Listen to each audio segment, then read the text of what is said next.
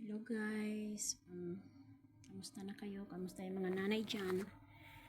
Balik ulit tayo sa ating Maritesan time. Busy talaga buhat nang dumating ang aking employer galing sa bakasyon. Alam nyo naman, pag galing sa bakasyon ang mga employer, tambak ng trabaho, tambak ang mga gawain. Kahit nagawaan na gagawin pa rin. Tapos, pasok ka naman na. So, nag double time tayo. So, kamusta kayo? Kamusta ang buhay-buhay natin dyan sa Pilipinas? Meron akong singaw dito. Kasi nagpapalit na rin ngayon yung weather. Naging medyo malamig. So, siguro yung boses, yung parang ikaw ay sisipunin, tapos yung labi na nagka-crack. So yun ang epekto ng pag-change weather natin, ano? So, real talk po tayo ngayon. Doon po sa, di ba napabalita na tataas ang sweldo ng mga OFW dito sa Middle East. So, tapos biglang hindi pumayag yung mga tawag dito, yung mga counterpart na bansa kasi nabigla sila. Hindi nila kaya yung mga ganyan, hindi nila kaya yung sweldo. Tawag dito, yung marami na yung iba, marami na daw benefits. Yung iba naman may end of service o ganyan. So, hindi kakayanin yung $500. Sa totoo lang po, sa akin ito sa akin yung ibang mga trabahador o ibang OFW sa sektor ng halimbawa sektor ng medisina, sektor ng industriya, sektor ng saan dyan, sa dito naman sa amin sa household workers, yun ang sektor dito, skilled workers, yun. Ang household workers lang talaga ang pinakamababa na sweldo. Sa totoo lang, depende kasi sa employer yun. Kung ang employer mo ay talagang mapagbigay, so masasabihin sa'yo maswerte ka. Pero ang minimum range ng mga household workers ay talagang doon lang sa nakalagay na kung ano yung nasa kontrata. So kung ikaw ay ilang taon na sa iyong employer, so another dagdag. Okay, babalik ulit, another dagdag. Pero sa totoo lang po, walang sinabi yung mga skilled workers sa amin. Halimbawa, sasabihin ko sa inyo, kung ang mga doktor ay meron silang profesyon, nagtapos sila sa 10 taon ng pag-aaral, kami din po dito sa loob ng pamamahay, nagiging doktor din ho kami. Alam niyo kung bakit? Mantakin niyo ho, ay wala ho kayong alam sa medisina. Ay pag ho nagkasugat, pag ho nagkalagnat, ay mantakin niyo kayo ang kukonsultahin ng inyong employer. Tatapalan ng nakainom na daw siya ng maraming gamot, hindi na maintindihan, naubos na daw ang gamot sa butika. Mantakin na sabihin sa'yo, anong gamot daw sa inyo? Anong pwedeng itapal dito kaya? Adi hindi pa rin doktor na din naman. Kung bigla hong nasiraan yung kusina, ang tubig ay naglagaslas, naging tubero naman ho kayo. Ay didaig nilapin ang nagtutubig.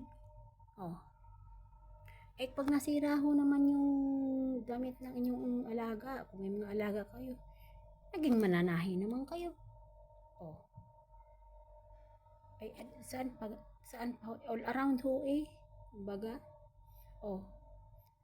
Kung kayo ho ay may mga bubuhatin, naging kargador naman. May mga nasira sa loob ng bahay kasi dito ho sa abroad, pag ganito sa Middle East, bawal ho ang basta-bastang pumasok, lalo na mga lalaki, ganyan, bawal ho. Nagbiglang karpintero na ho kayo. O, o di po ba? Ang tulog ho naman namin ay padaig pa rin naman ho namin ng mga call center. Bakit? Eh, ang gising namin ho ay alas 5, ang tulog ay alas 10. O, di ka daig pa ho namin ang call center pag Ramadan, gayon din. O, sa umaga ang tulog, sa gabi naman hanggang madaling araw gising. O, doon ho sa namumuno, doon ho sa DMW, ay sana naman ho, hindi naman gustuhin ng mga ibang OFW nang trabaho sa bahay. Dapat ho i-upgrade naman ninyo. I-upgrade ninyo ang bilang isang OFW nang nagtatrabaho sa household. I-upgrade ho ninyo ang kaalaman ng mga pumupunta dito sa ibang bansa, lalo na sa Middle East. Para ho pag uwi sa Pilipinas, mayroon ho silang ibang tawag dito, may pagpapilian. Tulad ng isang katwiran ng iba na employer, malaki na nga yung binabayad namin sa agency. Eh kung yung binabayad sa agency ay direkta sa household workers, ay di kayo magaling. Ay hindi yung iba libre ang kanilang mga necessity, yung mga personal nila libre. Pero meron ho ibang hindi libre. Yun ho ang katotohanan dyan. Hindi ho libre ang lahat. Sila ho bumibili ng sabon, shampoo, toothpaste. Yung kontrata, formality, pero hindi naman nasusunod. So ano hong gagawin natin diyan? Binabago nyo yung kontrata para sa ikaw unlad ng manggagawa. Pero sa totoo naman ho, hindi naman nasusunod pipirma ang employer, pero hindi naman, wala akong passport, hindi namin hawak yung passport namin. Doon sa ibang employer, binibigay yung passport.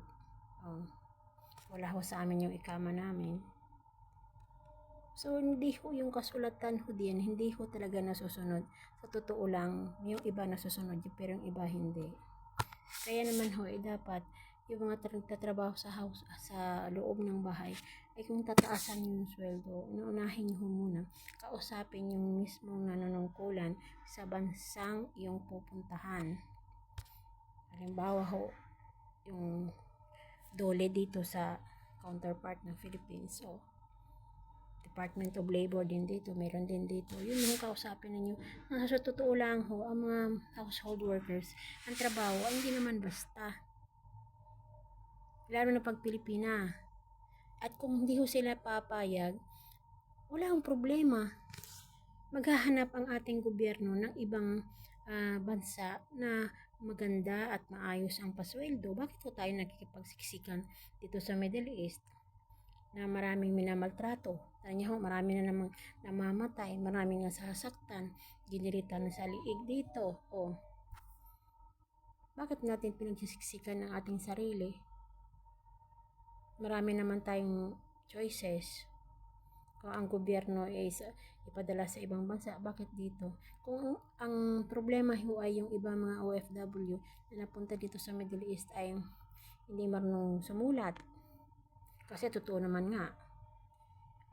Tapos elementary graduate, totoo naman nga. Bakit ayaw po nating i-training? Sa totoo lang naman talaga, pag ikaw pumunta dito sa Middle East, ang trabaho mo ay all around. Pagkatapos mo ng 2 taon, bihasa ka na.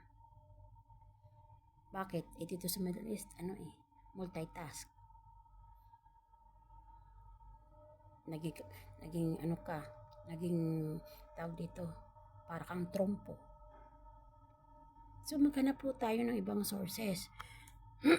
Hindi lang Middle East, siksik mo doon naman. Ayaw nila sa ipadala sa iba. Kung ang bigyan ng assessment test, pag hindi pa makapasa, may ibang option. Hindi yun kapag siksikan tayo dito sa Middle East kung ayaw nila sa atin. Pero sa totoo lang talaga gusto ng mga tao dito sa Middle East ang Pilipina. Alam mo kung bakit? Ang Pilipina may pagmahal. sa mga alaga nila. Ang Pilipina ay maayos sa trabaho. Ang Pilipina ay malinis, magalang, matalino, masipag. Lahat ng sa Pilipina na. So, ano pa rin nila, yung first, ano pa rin nila choice yung Pilipina. Kung ang diferensya lang naman ay 10,